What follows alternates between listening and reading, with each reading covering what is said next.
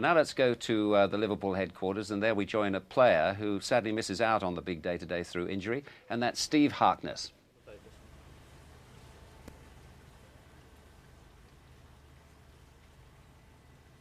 Shark bite, paddling in the River Mersey. That's why I won't be playing this Saturday. But the lads have had a busy week, starting with all the lads going racing Monday and Robbie Fowler cleaning up. Get out! How much you want to have? Look at this, lad. Big to win big. Right, smile for the camera now, you're back to win it.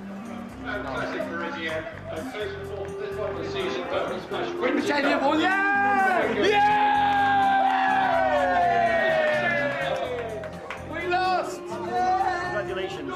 Over the day, there were several winners for Mr. McManaman Senior and Junior at Haydock Park. They cleaned up, others were cleared out. Tuesday, that was Sue Fitting Day, and as you'll see, it was a tiny bit wild. Look at Razor. Just get straight off the catwalk.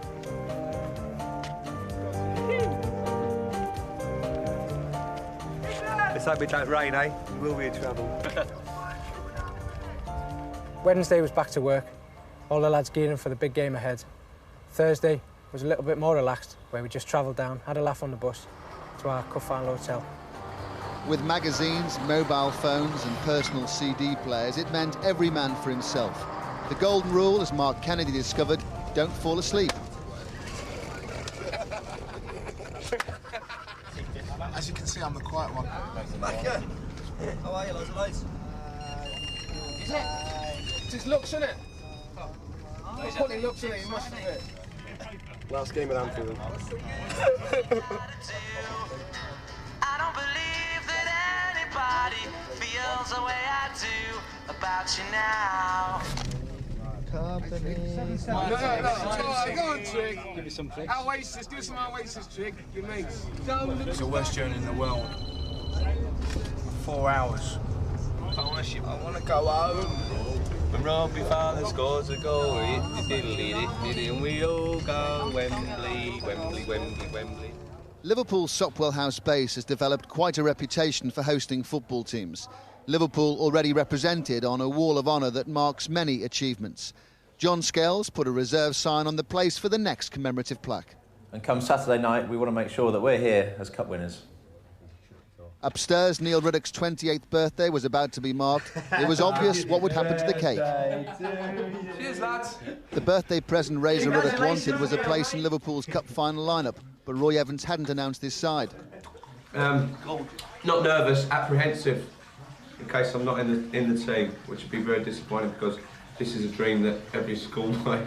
Razor, but the thing is they can't keep quality out the side. That's what I'm saying. He's got to be the greatest ring partner in the world, isn't he? Isn't he? The team meeting that followed the next morning's training session blew out the candles on his cup final appearance. Phil Babb got the nod. No other major surprises. Roy Evans didn't enjoy making his choices. And that raises the difficult one.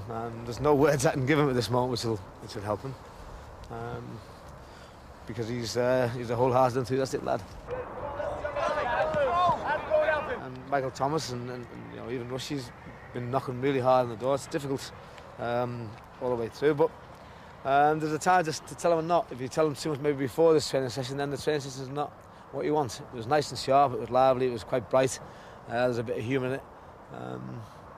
So I think maybe now is the right time, and we can focus on the game from now.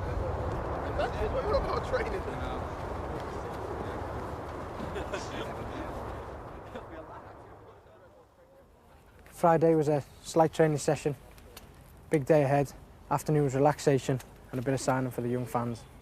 So having already heard their numbers come up, some raced off to the post office. I'm playing me lottery tickets. Phil Babb, with support from David James, went for a rollover jackpot. Love, chuck 6 different numbers at me and a bonus ball. Go on, 18. Oh, it's been there 14 times. The tension began to build. The Anfield management team went for a stroll. The players were under orders to relax and kill time as best they could.